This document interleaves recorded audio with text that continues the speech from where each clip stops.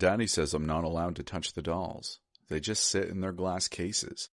When I was little, I would cry and cry. I just wanted to hold them. They were so pretty. Some were larger than others. They all had unique faces. I had named them all based on what I thought they'd like to be called. I just wanted to be able to interact with them like I could with my other toys. How am I supposed to play with a doll I can't touch, I would ask. You'll ruin the dolls if you touch them, Daddy would say. I told him I wouldn't. I would be careful, but it was no use. He'd say I was too clumsy and the dolls were too fragile for me to handle. Since I couldn't play with dolls, I would keep their cases all stacked on a bookshelf in my room. I have 13 of them now. My father makes me a new one every birthday. I don't get to keep every doll he makes, though. He sells some, to other little girls and lonely old ladies, mostly. In the daytime, he works on cars, but at night he makes the dolls. It was mostly a hobby, but he has always promised that one day he'd quit cars and open his own little shop.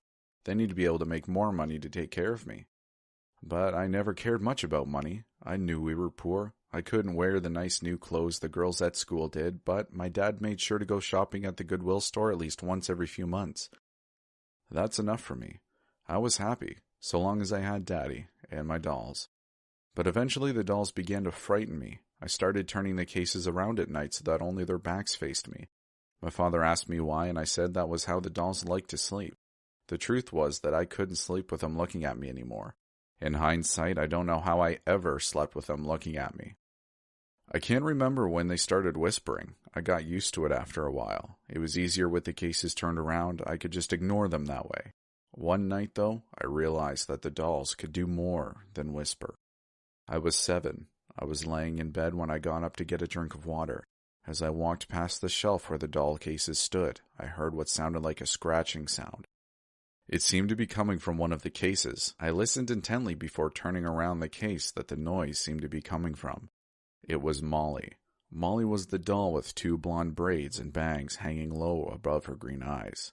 I stopped when I saw that, from the corner of her marble eye, a drop of red liquid had formed and begun slowly falling down her face.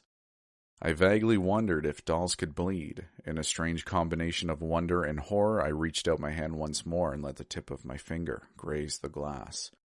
As soon as my hand made contact, she screamed. I know that sounds ridiculous, but I know what I heard. No one can imagine a sound like that. Her case started rattling wildly as I ran sobbing and shrieking into my father's room. He was awake and I started panting about the doll. He asked what I was talking about, and I said that surely he must have heard it. His face became very serious, and he insisted that I must have been dreaming. Although he tried to console me, I refused to return to my own room until morning. The next night I decided I was going to open Molly's case. I was terrified of Molly now, but I had to prove to myself that I wasn't crazy. I had to prove Daddy wrong. I began by sneaking a butter knife out of the kitchen. When that didn't work, I snuck out the large chef's knife that Daddy uses to chop potatoes. I slipped the knife between the space at the top of the box where the glass met the metal hinge. I shook the knife back and forth. I had almost managed to shimmy the thing open when the knife sliced through my pointer finger, clear to the bone. I inhaled as much air as my lungs could carry and screamed my heart out. Thick streams of blood poured from my hand, dyeing the lace of my white nightgown a deep red. My father sprinted into my room. "What have you done?" he thundered. I was too afraid and in too much pain to do anything but cry in response. He dragged me by my arm into the bathroom. I thought he would wash my cut and bandage me. Instead, he practically threw me in the bathroom and warned me to think about what I had done before slamming the door shut. Unfortunately, in our house, the light to the bathroom was outside the door, so I was all alone and in the dark. I kicked and pounded at the door, but Daddy had barricaded it somehow. My hands stung and throbbed almost rhythmically. I vaguely wondered if Daddy had left me in the bathroom to die. Eventually I crawled into the tub, curled my little body up as tightly as I could, and cried myself to sleep. When I woke, I was still in the bathroom, but I was no longer alone. All of my doll cases were stacked neatly around the rim of the tub. Even in the dark, I could see their glaring white eyes peering at me. My head felt foggy, and I wondered if my father had put them in there in some odd attempt to keep me company. Then all at once, the cases shattered, exploded, really. I screamed in pain as the sharp glass shards rained down upon my skin. The dolls all fell upon me at once. Their once placid faces contorted grotesquely to show expressions of agony and rage. They clawed at my nightgown and bit at my bleeding skin, wailing their grievances in my ears. As I felt darkness closing in around me, my eyes snapped open. I was still in the tub. Soft daylight poured through the blinds. There were no dolls, and the only blood on my nightgown was the blood from my finger. The door to the bathroom was open. All evidence pointed to the fact that the attack had been nothing more than a nightmare, but I've never forgotten it. That incident happened a few years ago. I forgave Daddy for everything. I realized it was my fault, really. Daddy had told me the dolls were important, and I hadn't listened, and I injured myself by being stubborn. I managed to forget about the dolls too for most of the year, until my birthday rolled around and I would be presented with a new one. I asked Daddy if I could have a different present this year. My laptop was an old, bulky model. I really needed a new one. Despite my request, I was given another doll with sand-colored hair, brown eyes, and a chubby, round face for my birthday. I sighed, looking at her on the shelf as my laptop froze again. I had to write a paper for school. It was Sunday and the library was closed. My dad was working, so I figured he wouldn't mind if I just borrowed his laptop for a few hours. I walked into his room to look for it, and it was open on his bed. I had no idea what the password was. I tried to call his cell, but it went to voicemail. On a whim, I tried my birthday. It worked. Dad was always so predictable. He had a million different windows open. I told him it's easier to use tabs, but he never listens. I was minimizing everything mechanically until I came to an open Gmail account. It caught my attention because the email account wasn't Daddy's. It was my mother's. My mother died when I was 8 months old. My father says she died from sadness, whatever that means. He always told me that I was my mom's spitting image, and he was grateful she had given him a child before her passing. It was odd, though, because although an email was open, it apparently hadn't been sent to anyone. It was just saved as a draft. I wondered why my father would be looking through these things, but I figured maybe he'd been missing her. I felt a bit guilty since it was really none of my business, but curiosity overcame me and I decided to read the email anyway. I can't go on living this way. Earl has been so patient with me. He's done all he could to make me happy, but I'm miserable. I feel like I'd die every day. Earl says I have my baby girl to live for, but can I help that my oldest child was the one who held my heart? Isn't that how it always is? I see her every time I close my eyes. Raven, ringlet curls, soft pale skin, little red lips. My baby Snow is what I called her. She looked just like the princess from the fairy tale. Even when she got sick, she was beautiful. I was expecting her to lose her hair during the treatments, but she never did. Earl promised to give my baby back to me. He thinks he has, but I want to hold her. Earl says she's too delicate for that. You'll break her, she says, but what kind of kid breaks when held by her mother? What kind of a child can't be touched? I stopped reading. Suddenly I felt a coldness radiate throughout my chest. Blood rushed to my head as I gently closed the laptop and placed it back on my father's bed. I walked into my room and looked at my doll collection. I had since stopped turning the cases around at night. My father convinced me that it was childish, so they all stood in their cases facing me, lined up in neat rows.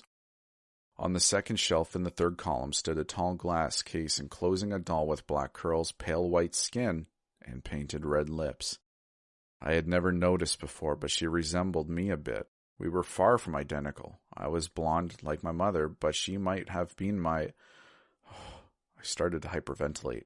It seemed that all of the dolls were staring at me now. Their eyes engulfed me. I turned my eyes back toward the raven-haired doll. Right in front of one steely blue eye, the glass began to crack. Gasping and choking, I sprinted down to the basement. That's where my father worked on the dolls. I half expected them to be following behind me, shards of glass sticking into fake marble eyeballs and buried in their synthetic hair. But they didn't follow me as I stumbled my way down to the basement. I don't know why I went down there. In a way, I suppose I wanted to escape the glare of overpriced 24 eyes in my room, but I also was searching for something. I started looking around. A hammer, nails, paintbrushes, fabric cutouts. I shuffled through it all. I didn't know what I was looking for exactly, but I knew that whatever it was, I would find it down here in this basement.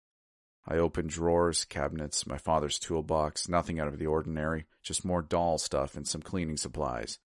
After about 20 minutes, I felt frustrated, tired, and a little ridiculous. In exasperation, I leaned my back against the east-facing wall and allowed my body to slide down pathetically. Oddly, as I slid to the floor, I felt the wall shift a little. I stood up and pushed against it as hard as I could. It was no use. That's when I discovered the panel was slightly detached from the rest of the wall and there was 2 small semicircle cutouts in the wood. How had I not noticed that before? I was able to slip my fingers in on either side and pull hard. After 3 good tries the thing gave, and I almost toppled over as the wood door and a flood of papers came pouring out from behind it. I realized that the documents consisted of newspaper clippings, homemade signs, printouts of internet articles, and even a few court records. I sat back down on the cement floor and began to read through them. Missing. Tanya Roper, age 3. Blonde hair with bangs, green eyes. Last seen wearing red romper, white tennis shoes, and hot pink backpack. Reward for information, $25,000. Police found suspect in case of toddler who disappeared last June. Janie Cooper, missing, 2.5 years old, 29 inches tall, red hair, freckles, green eyes. Last seen wearing blue overalls and a white t-shirt. Please call 609-817-3512 with any information. Parents of missing 4-year-old write heart-wrenching public letter to daughter's kidnapper. We just want our baby to come home.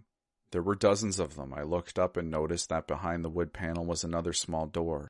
I suddenly felt grateful for the boy at summer camp last year who taught me how to pick open a lock with bobby pins and determination. When I finally managed to get the door open, the smell hit me before my eyes adjusted to the darkness. When I finally saw what lay behind the door, I screamed until my voice was hoarse. I managed to run and trip my way upstairs and out of the front door to the home of our neighbors, an elderly retired couple. They didn't believe me at first. They even scolded me for playing a cruel prank on them. It took me nearly half an hour to convince them that they needed to call the police. I live with a foster family now. I've had counseling. Everyone says I'm doing surprisingly well given what I've been through. I'm debating now about whether to tell the therapist about the letter my father recently sent me from prison. My foster mom gave me the letter but said she didn't read it. I know I should tell my therapist, but I just want to put this all behind me, you know? Besides, it doesn't matter much. My foster parents say Daddy will probably die behind bars. They think saying that will make me happy, but honestly, my father is the only real parent I've ever had. I don't like thinking of him in there, despite what he did. I have mixed feelings about the letter, really. In part, I was glad to hear from Daddy since I do miss him, but I would be lying if I said his words didn't also make my spine shiver. In his own scraggly handwriting, my father wrote me the following.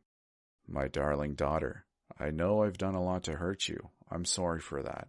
I love you with all my heart, and I want you to know that none of this is your fault. I'm going to appeal my conviction, and I have confidence that everyone will soon see that this has all been a big misunderstanding. I can't wait to see you again, sweetheart. Till then, just know that you'll always be my baby doll. My old college roommate Dylan lives just outside of Denver. Like most Colorado natives, he loves to camp. The crazy kind of camper who does it all year, even in December. Whenever he goes to the mountains alone, I have him check in with me just in case. I'm worried about him, so I'll get right to it. His texts are starting to scare me. The following is our latest text conversation, at 2:30 p.m. Yo, I just parked my car heading to the trail now. You're crazy, man. How cold is it? Not bad, actually. 30s. You gotta come out here soon. It's beautiful. Well, we'll see in the spring when it warms up. Have fun, man. Watch out for the staircases in the forest. Nice, dude. Real funny. 7:44 a.m. Dude, are you up? Yes, sir. You okay? This is so weird. I woke up this morning and there's someone else out here. On the mountain? Looks like you're not the only winter camper. No, not a camper. I can see them on the horizon, but they haven't moved. Like at all. What? I don't know. It definitely looks like a person, but they haven't moved. They're probably 300 yards away, but standing completely still. That's super creepy, dude. Keep me updated. 9:19 a.m. They still haven't moved. I made breakfast over the fire and acted like I didn't notice anything. I'm gonna check it out. Let me know. Maybe it's a stump or something. 9:33 a.m. Dude, it's a freaking scarecrow. What? Like a farmer scarecrow? Yeah, man. What the heck other kind of scarecrows are there? Its clothes are weird, though. How so? The clothes are modern. It's wearing a nice black jacket and jeans and stuff. Face is kind of scary. Burlap sack with black eyes and a huge smile stitched on it. Why is this thing out here? I'm tempted to steal its North Face jacket. I posted a pic of it on my Snap story if you want to see what it looks like. I don't know, dude. I'd leave it alone. Maybe it's some sort of conservation study or something like that. Like to see if bears will attack it. You might be on camera. And I know you have weed and shrooms on you. Good point. Speaking of which, time to pack a bowl. Have fun. 3:33 a.m. Someone is outside my tent. I'm sure. Dude, please, this is serious. I can see their shadow. Call the police, Dylan. No, I don't want to make any noise. They probably think I'm asleep. I have my knife. I'm texting inside my sleeping bag so they can't see my phone light. I thought I heard a noise and I woke up. I guess I didn't zip up my tent all the way and I assumed it was the wind, but then I saw the silhouette. What the heck, man? Should I call the police for you? Where are you? Latitude and longitude now. Dylan? Dude, please respond and drop a pin so I know where you are. 6:56 a.m. I'm alright. Thanks for finally responding. I just about had a heart attack. Barely slept. I was going to call the police or ranger station, but I don't know where you're at. There's something weird, though.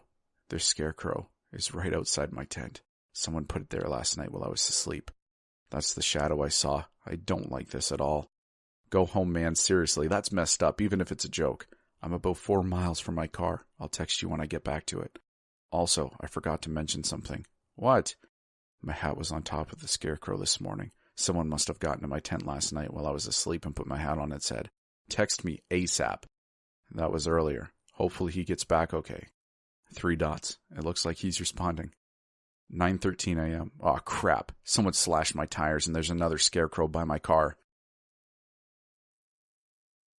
I've been working with the Denver Park Rangers and police, and they're not telling me anything. They said that they have the situation under control, and I'm not convinced. Here's my last conversation with Dylan. 9:25 a.m. Please tell me you're calling the police. Hang on, I'm going to go see how bad of shape the car is in, and yes, I'm calling them. All right, let me know ASAP. 11:45 a.m. What's going on? 12:30 p.m. We'll text later. Not safe. Dylan, please let me know what's going on. 2:15 p.m. All right, I have a second to catch you up. I can call you, but I have to keep my voice low. This is so messed up, dude. I don't know what to do. I don't want to be here. Also, my iPhone is dying, and I'm going to have to switch over to the crappy flip phone I use for work. What the frig, dude? What do you mean by not safe? So I went to try and start my car to get a quick charge on my iPhone and see how bad the tires were. The engine wouldn't even turn over. The scarecrow was standing right in front of my car, like a foot away. It smelled so bad, dude, like rotting meat. I called the police and told them about the car and that I was stuck. They transferred me to the ranger station to explain where I was for assistance. That's when it got weird. What do you mean? The ranger seemed pretty lax about it at first, like, where are you? Stay calm. We'll send help. Just stay where you are, etc. Monotone voice like he's used to it. But then I mentioned the scarecrow, and the ranger was different. Different? He became really serious and panicked. Here's how it went. Ranger. Did you say scarecrow? Yes, sir. I need you to be very clear and very honest, son. What exactly did it look like? I described the one back at the camp wearing my hat. And you said there is one by your car now? Yeah, and it smells terrible. What is this one wearing? Nothing, just burlap and cloth. This one's face is frowning. Oh, wait. It looks like something is on its chest. It has a piece of paper pinned to it. Anything else? Yeah, something is written on the paper. Son, I need you to listen to me very carefully. Okay. I have some bad news. I'm in my truck now and I was headed your way. The bridge leading into your trail is partially collapsed and impassable. We're not sure how it happened, but we have emergency crews working on it now. I need you to start moving this instant. Right now you're at the north side of the mountain, and I need you to go to the south face. That's where we'll meet. Do you have a compass and map? Yes, sir. Good. All right, here's the exact point to meet. He explained where to go. That's the exact point where I will meet you. Do not stay where you are. Get away from your car. Most importantly, do not hang around any of those scarecrows. Do you understand me? If you see any more, I want you to run as fast as you can away from it. Clear? I will. Trust me. I need you to keep moving. What's going on? Am I in danger? What does the scarecrow have to do with anything? Listen, just keep moving while the sun is up and make as little noise as possible. Are you wearing bright clothing? No, I'm not. I have a dark brown coat and gray pants. Good. Try and stay out of plain sight as much as possible. Now move quickly and call me if you see or hear anything unnatural. Unnatural? You'll know, but only make phone calls if absolutely necessary. When night falls, stay warm and hidden. No fires. If you hear anything in the night, do not run. Stay as still and quiet as possible. Wait, will you tell me what I should be looking for? Get moving south now. Wait, Then he just hung up. Me. Where are you now? Moving south. There's creepy stuff going on. What do you mean? I walked by the spot where my campsite was last night. The scarecrow, the one that was wearing my hat, it wasn't there. Just gone? Yes, nothing at all. Dude, I'm so sorry you're going through this. My eyes are watering just reading your text. I hate this, man. I just want to be home. You gotta do what the ranger said and we'll get you out of there. Do you have any data on your work phone? No, just talk and text. Great. Plenty of battery? Yes, thank God. 3:03 p.m. I'm exhausted and scared as hell. Still making my way to the other trail on the south side to meet the ranger. Keep moving. 3:44 p.m. I see the scarecrow. The one from my camp. It's up in a tree. Way up in a tree. Dude, how did it get so high up there? What? Send me a pic. I can't get a good shot. It's so high up and this camera sucks. It's just hanging there. It looks like it's staring at me. I'm so freaked out and tired. Something is dripping off of it. Get away from it, Dylan. 4:17 p.m. The sun's about to set. I'm going to find a place to sleep. Dylan, you never told me what was on that note. The one that was pinned to the scarecrow by the car. 4:32 p.m. Oh crap, you're right. It said, "Are you scared yet?" Who the frig do you think is doing this? Dylan? 7:01 p.m. Dylan, are you okay? Text me back when you can. I don't want to waste your battery. 2:02 a.m. It's getting closer. What is? 2:04 a.m. Crap, it's right next to me. Oh God, I need help. Frig, what is this thing? Oh my God, is this thing even human? It can't be. It stopped. I'm behind a tree. I don't know if it knows where I am. Oh frig, that smell, it's so bad. I'm gonna make a run for it. It's too close. Ah, frig, please tell me you're okay. What is it? Dylan? 2:19 a.m. Dylan, I'm gonna call the police. Ah, crap, dude, what happened? 2:49 a.m. I called the police. They are looking for you at the south face, where the ranger said he would meet you. Please, please, please tell me you made it. 2:57 a.m. Dylan? 3:33. Hello. Dylan, are you okay? What happened? Hello. Dylan? Hello. Hello. Hello. What? What is this? 4:13 a.m. Are you scared yet? 4:14 a.m. What the frig? Where the crap are you? Are you okay? Dylan! That's the last I've heard from him. I am working with the authorities now and they are trying to track Dylan's phones. Update. I just heard back from the police. All they found was another scarecrow. It was sitting in the driver's seat of Dylan's car. It was wearing a dark brown coat and gray pants. The scarecrow was filled with meat. They're not sure what kind. The police are having me fly out to Denver now. As soon as I landed in Denver, I powered up my cell. I had a series of texts from Dylan's phone. I'm not sure what time they were sent. 7:45 a.m. Come find me. Who the frig is this? Where's Dylan? I'm with the police. We will find you. There was no response. After I got my luggage, I rented a small truck and drove to the ranger station. The police officer I spoke with told me they were letting the ranger handle the investigation now. As soon as I arrived, I was escorted to a back room. I assumed it was the same ranger that had talked to Dylan. He was a lanky, disheveled man with shaggy black hair and pale white skin. He reeked of smoke and looked like he hadn't slept in years. I sat down across from him. He placed his hat on the table, lit a cigarette, and spoke. We called you down here because, at first, we needed your phone as part of the investigation, but I'm afraid that is no longer necessary. His raspy voice was tattered and broken. His clothes shared the same features. What happened? I'm sorry, but I cannot discuss any details at the moment. You need to leave this to the professionals. We will do everything we can to find your friend. That's bullcrap. I'm so sorry, but we cannot have civilians interfering. We need you to stay safe and out of the way. I got text messages from his phone right after I landed. Something happened to him. I know this is hard. We are searching all possibilities, but we do not believe there was any foul play. Teenagers in the area have been known to play pranks on lone campers. You are more than welcome to help us with reports. I know how hard it is to lose a friend. Oh, and these teenagers slash tires and steal phones to send violent threats too? Do something. You even told Dylan that he was in danger. I promise we are working night and day. I think the best thing to do is stay off the trails and be there for his family, and I couldn't even let him finish his sentence. I was too upset. I stormed out and he didn't attempt to stop me. I know that was all bullcrap. What was he trying to keep from me? I had text evidence that Dylan was being followed by someone or something. I'm gonna figure this out. I went to the only place I was familiar with in the area, Dylan's apartment. I still remembered his door code from the last time I had visited.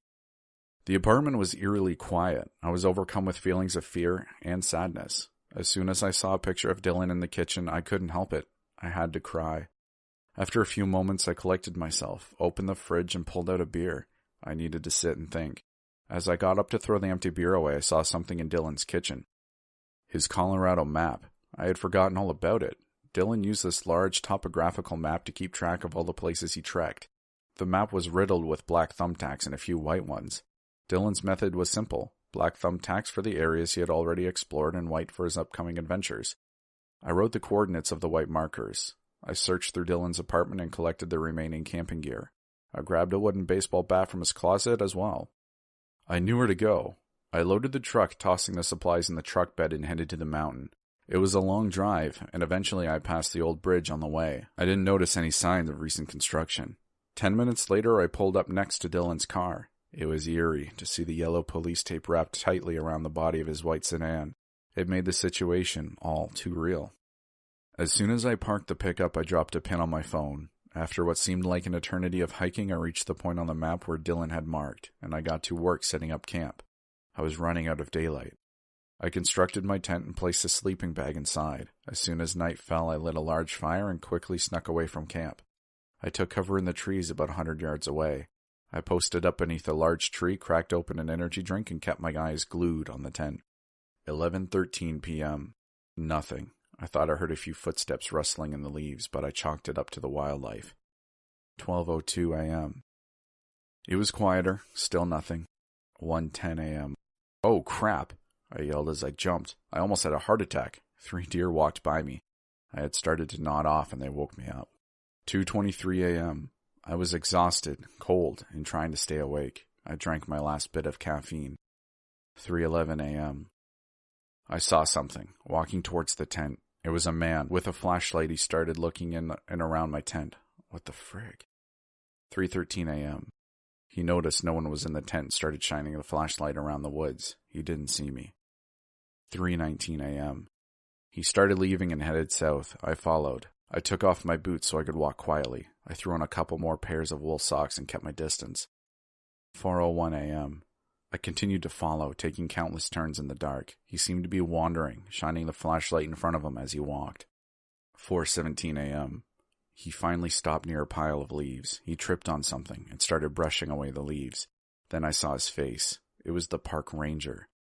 There were doors under the pile, huge metal cellar doors. A chain was fastened around the handles and the doors led straight into the ground. He stopped to smoke a cigarette, pulled a notepad from his coat pocket, and scribbled something down. After he finished writing, he started looking through a flip phone. There was no way. I sent a text. 4:19 a.m. Where's Dylan? 4:20 a.m. This piece of crap had Dylan's phone. It chimed right after I sent the text. He freaking read it and whispered to himself, I told you to leave it to the professionals, and put the phone back in his pocket. I wanted to kill him. I was blinded by rage. He started undoing the chains and making a lot of noise. I couldn't let him disappear from my sight. I was running out of time. 4:28 a.m. I did it. I freaking hit that piece of crap in the skull with the bat. Right before he opened the doors, I swung as hard as I could. He fell to the ground and didn't move. The chain rested next to his bleeding temple. He never heard me coming. I'll never forget the sound when the bat connected. That dull thudding crack of solid wood smashing into bone. Sweat and blood misted in the air as he fell. I opened the cellar doors and wish I hadn't. It was the smell, a putrid stench of rotting flesh, that hit me first. As soon as I saw the first limb sticking out of the massive mound of corpses, I had to look away. My head was spinning and my stomach turned over. I ran. I was mortified by what I had just seen. 6:48 a.m. I just got back to Dylan's apartment. I was still sweating and breathing heavily as I bought a plane ticket for the next flight home. I decided the best plan was to call the police when I landed. I just wanted to go home. My heart was pounding. 8:58 a.m. Red and blue lights flashed outside as a police car pulled up to Dylan's door. I had to try and keep my cool. I spoke with the officer. I felt like I was going to vomit. As we were talking about Dylan's disappearance, the officer's radio receiver sounded. I listened in horror. Some campers discovered a scarecrow strung high in a tree with a noose around its neck. The campers claimed dark liquid was seeping through its burlap skin and it was wearing a park ranger's hat. My thoughts began to race. I've made a huge mistake. The ranger was just investigating a lead which led him to the cellar. He must have found Dylan's phone after I got those weird texts. But how did he get a key to the cellar? I acted so quickly. I hit him with the bat and ran. What have I done? I just left him to die, and most importantly, that cellar. What the frig was that? My phone chimed. I had a text from an unknown number. 10:10 a.m. Why did you run?